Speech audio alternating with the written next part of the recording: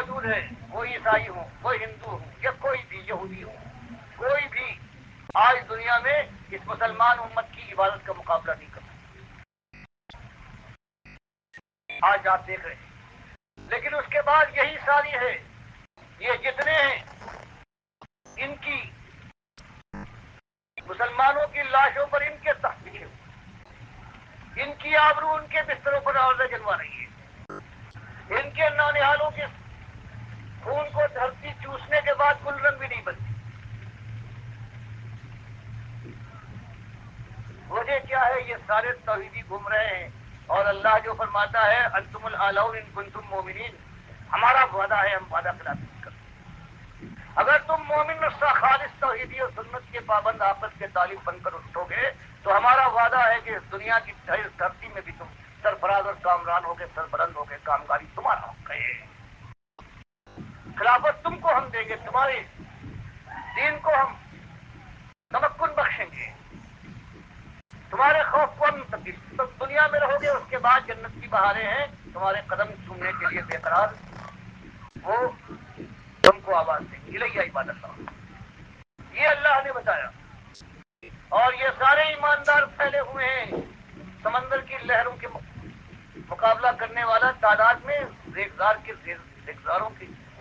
رزاق کی طرح سے یہ پھیلے ہوئے ہیں،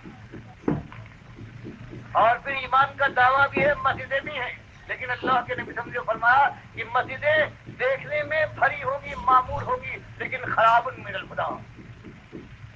یہ کھڈر ہوں گے، ان کے اندر ایمان کی کہیں رمق نہیں ہوگی، کہیں یا اللہ لکھا ہوگا یا محمد کو۔ اللہ فرمائے وَأَنَّ الْمَسَاجِدَ لِلَّهِ فَلَا تَدْعُوا مَعَ اللَّهِ أَحَدًا، مشرکو، اللہ کو گالی دینے والوں، ہر کام کے اوپر اللہ کو سب و شتم کرتے ہو، غیر اللہ کو مدد کے لیے پکار کر، اس مسجد حرام میں تو عرب کے ظالم لوگوں، قریش کے سرداروں، یہاں تو آ کر لات و منات کو نہ پکارو، اللہ کے علاوہ کسی اور کو آواز دو، یہ قرآن میں سورہ جن کی آیت ہے۔ اور آج مسجدوں کے اندر یا اللہ یا محمد لکھا ہوا ہے، گھروں کے اندر، رکشوں کے اوپر، بسوں کے اندر۔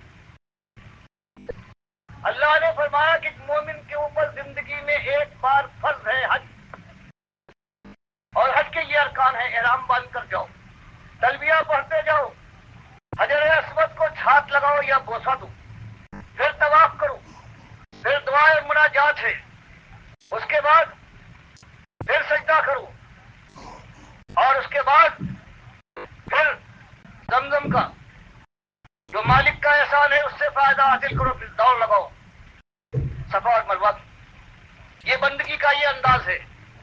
اور آج کیا ہو رہا ہے؟ ایک کالم کا بعد ہزار نقلی کعبے، کماڑی سے لے کر خیبر تک ہر گاؤں میں نقلی کعبے۔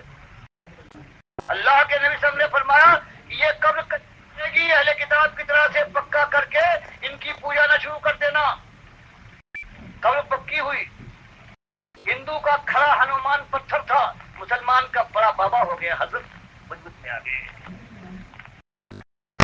اس کے بعد یہ کعبہ بنا ہے، حج کی جگہ پر عرس نام لیا، خانہ کعبہ پر حضرت ابراہیم نے بنانے کے بعد اس کے اوپر پردہ اور حجاب ڈالا۔ آج یہ جو کعبے ہیں ان کے لیے پردہ ڈالنے کے لیے، کعبے کی دف اتارنے کے لیے، اللہ کے مقابلے میں اللہ کے بندوں کا مقام پیدا کرنے کے لیے یہ چادر جاتی ہے، چادر شریف ہے، یہ جاتی ہے، اور وہ اللہ کے بندے کے گھر پر ڈال کر اللہ کو للکارا جائے گا۔ تلبیہ پڑھتے تھے لبیک اللہم لبیک، تو تلبیہ ہو گیا باہو حق باہو بے شک باہو، نور نور نور کے نعرے لگ رہے ہیں، یہ بھی تلبیہ ہو۔ حجر اسود کو ہاتھ لگاؤ یا بوسہ دے کے طواف کرو، وہاں بتایا گیا یہاں بابا کے پائتی کا پتھر ہے، یا ڈیوڑی کے اوپر ہاتھ لگاؤ، اور یہ بابا کی جو قبر کا یہ پتھر ہے اس کے پھرے لگا کر طواف کر کے ثابت کر دو کہ تم ایک اللہ کو زبان سے کہتے ہو، تم ہرگز ماننے کو تیار نہیں۔ تو گویا یہ پھیرے لگے، اور اس کے بعد پھیرے لگنے کے بعد پھر جو 2 رکعت نماز کا ذکر آیا ہے مقام ابراہیم پہ، تو یہی جھک گئے، ماتھا ٹیک دیا اور کہا یہ دنڈوت ہے، مہاراج مسلمان مہاراج ہے، اس لیے کہ یہ سجدہ تعظیمی ہے. ہندو اگر جا رہا تھا تو اپنے مہاراج کے پاس تو کہتا تھا کہ میں درشن کو جا رہا ہوں، لیکن یہ مومن، یہ مسلمان جب جائے گا تو درشن تھوڑی کرے گا، یہ تو زیارت کرتا ہے اپنے بڑے بابا کی پتھر. وہ اگر پھیرے لگائے گا یہ طواف کرے گا، وہ وہاں بھجن گائے گا یہ قوالی ارشاد فرمائے گا.